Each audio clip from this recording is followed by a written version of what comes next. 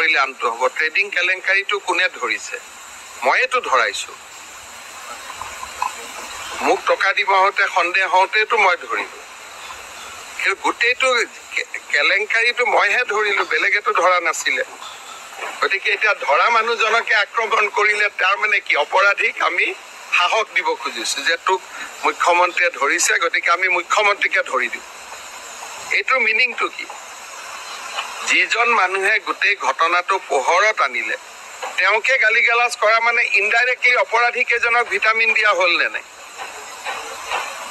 এতিয়াতো আপোনালোকে জানে চেনেলবিলাকত বা বিভিন্ন ইউটিউব এওঁলোকৰ ওপৰত পডকাষ্ট হৈছে, এওঁলোকক হিৰো বনাই আছিলে। মইতো দেখা নাছিলো। যেতিয়ালৈকে মোক 1 কোটি টকা দিব অহা নাছিল, মোক মানে ৰিলিফ ফাণ্ডত, তেতিয়ালৈকেতো এওঁলোকক চবেই হিৰো বনাই ৰাখিছিল। হিৰো বনোৱাততো মই নাই। এইসকলক হিৰো বনাই কোনে ৰাখিছিল? আমাৰ সমাজৰ একাংশই ৰাখিছিলে। গতিকে এতিয়া আৰু এইটো পলিটিকেল কৰি মোক গালি গালাজ কৰি কি লাভ আছে? মইতো চবকে ধৰুৱাইছো আৰু মই এইটোও তদন্ত দিছো যে অহাকালি কেনেকে অপৰাধী কেইজনক জিমখানালৈকে লৈ যোৱা হৈছিল। কালি প্ৰথম গ্ৰেপ্তাৰ কৰি আমাৰ এটা পুলিচৰ ফৰ্চে তেওঁলোকক জিমখানাত লৈ গৈছে। লৈ গৈ এটা চেনেলক সাক্ষাৎকাৰ ল'ব দিছে। পুলিচ আৰু সাংবাদিকৰ সম্পৰ্কটো এইটো চিন্তনীয়। তেওঁলোকক আমি এৰেষ্ট কৰিছো, পোনে পোনে লৈ যাব লাগে থানাত।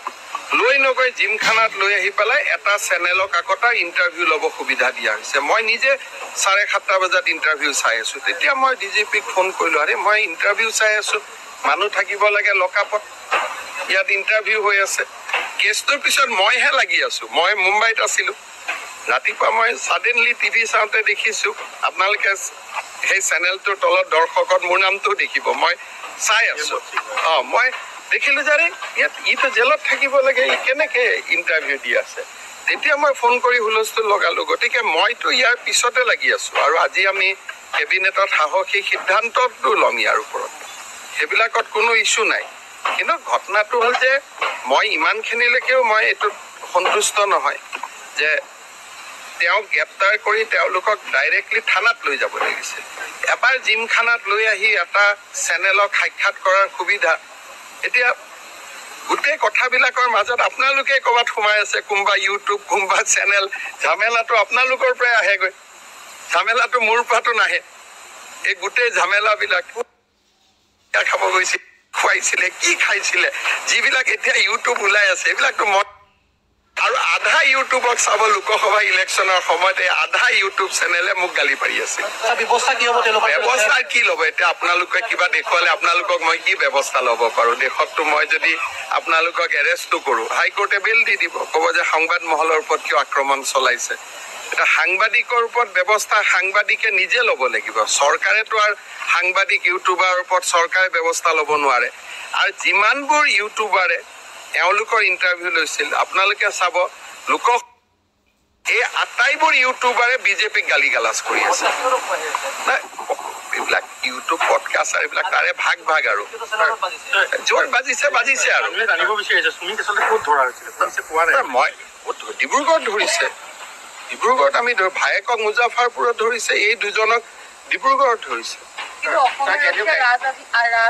এইটো মইতো কলো যে মই বেয়া পাইছো বুলি। সেইটো ৰাজআতিথ্য দিয়া নাই, এটা চেনেলক সহায় কৰিবৰ কাৰণে লৈ গৈছিল। এইটো আৰক্ষীক দোষ দি লাভ নাই। আৰক্ষীক চেনেলটোৱে ইণ্টাৰফেয়াৰ কৰি দিলে। সেই চেনেলটোৱে কিবা কাৰণত আৰক্ষীজনক ইনফ্লুৱেঞ্চ কৰিলে। গতিকে ঘটনাটোৰ পিছফালে চেনেল আৰু সাংবাদিকহে আছে। এতিয়া ওলাব, ক'ত যাব? ওলাব এটা দিনত। এতিয়া এজন মানুহ পলাই গলে আপোনালোকে যেনেকে কয় পুলিচে ধৰি আনিব লাগে, তাৰমানে পুলিচে এড্ৰেছটো গম পাব লাগিব, পুলিচৰ লগত লিংক থাকিব লাগিব।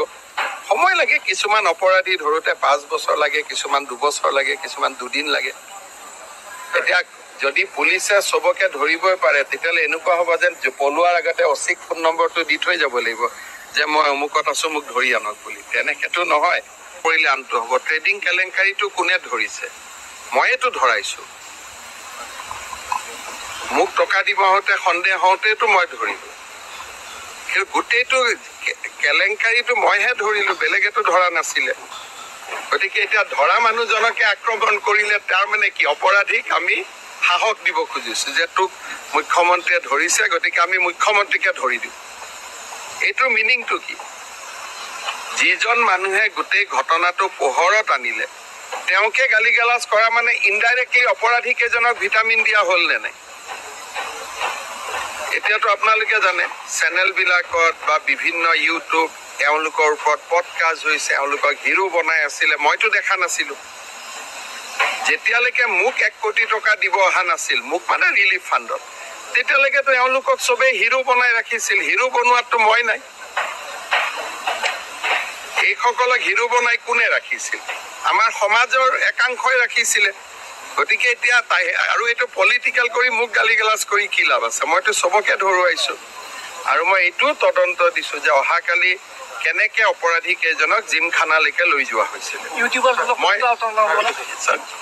কালি প্ৰথম গ্ৰেপ্তাৰ কৰি আমাৰ এটা পুলিচৰ ফৰ্চে তেওঁলোকক জিমখানাত লৈ গৈছে, লৈ গৈ এটা চেনেলক সাক্ষাৎকাৰ ল'ব দিছে। পুলিচ আৰু সাংবাদিকৰ সম্পৰ্কটো এইটো চিন্তনীয়। তেওঁলোকক আমি এৰেষ্ট কৰিছো, পোনে পোনে লৈ যাব লাগে থানাত, লৈ নগৈ জিমখানাত লৈ আহি পেলাই এটা চেনেলক আগতে ইণ্টাৰভিউ ল'ব সুবিধা দিয়া হৈছে। মই নিজে 7:30 বজাত ইণ্টাৰভিউ চাই আছো। তেতিয়া মই ডিজিপিক ফোন কৰিলো, আৰে মই ইণ্টাৰভিউ চাই আছো, মানুহ থাকিব লাগে লকআপত, ইয়াত ইণ্টাৰভিউ হৈ আছে। কেছটোৰ পিছত মইহে লাগি আছো। মই মুম্বাইত আছিলো। ৰাতিপুৱা মই ছাডেনলি টিভি চাওঁতে দেখিছো, আপোনালোকে সেই চেনেলটোৰ তলত দৰ্শকত মোৰ নামটো দেখিব। মই চাই আছো, মই দেখিলো যে ইটো জেলত থাকিব লাগে, ই কেনেকে ইণ্টাৰভিউ দি আছে। তেতিয়া মই ফোন কৰি হুলস্থুল লগালো। গতিকে মইতো ইয়াৰ পিছতে লাগি আছো আৰু আজি আমি কেবিনেটত সাহসী সিদ্ধান্তটো ল'ম ইয়াৰ ওপৰত। সেইবিলাকত কোনো ইছ্যু নাই। কিন্তু ঘটনাটো হ'ল যে মই ইমানখিনিলৈকেও মই এইটোত সন্তুষ্ট নহয় যে তেওঁক গ্ৰেপ্তাৰ কৰি তেওঁলোকক ডাইৰেক্টলি থানাত লৈ যাব লাগিছিল। এবাৰ জিমখানাত লৈ আহি এটা চেনেলক সাক্ষাৎ কৰাৰ সুবিধা। এতিয়া গোটেই কথাবিলাকৰ মাজত আপোনালোকে ক'ৰবাত সোমাই আছে, কোনোবা ইউটিউব, কোনোবা চেনেল। ঝামেলাটো আপোনালোকৰ পৰাই আহেগৈ, ঝামেলাটো মোৰ পৰাতো নাহে।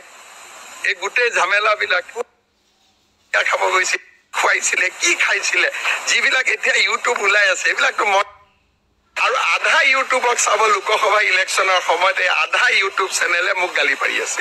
ব্যৱস্থা কি ল'ব? এতিয়া আপোনালোকে কিবা দেখুৱালে আপোনালোকক মই কি ব্যৱস্থা ল'ব পাৰো? দেশততো মই যদি আপোনালোকক এৰেষ্টো কৰো, হাইকোৰ্টে বেল দি দিব, ক'ব যে সংবাদ মহলৰ ওপৰত কিয় আক্ৰমণ চলাইছে। এটা সাংবাদিকৰ ওপৰত ব্যৱস্থা সাংবাদিকে নিজে ল'ব লাগিব। চৰকাৰেতো আৰু সাংবাদিক ইউটিউবাৰৰ ওপৰত চৰকাৰে ব্যৱস্থা ল'ব নোৱাৰে।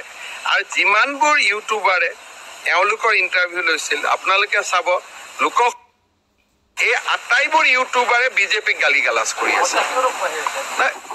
এইবিলাক ইউটিউব পডকাষ্ট আৰু এইবিলাক তাৰে ভাগ ভাগ আৰু য'ত বাজিছে আৰু মই ডিব্ৰুগড়ত ধৰিছে, ডিব্ৰুগড়ত আমি ভায়েকক মুজাফৰপুৰত ধৰিছে, এই দুজনক ডিব্ৰুগড়ত ধৰিছে।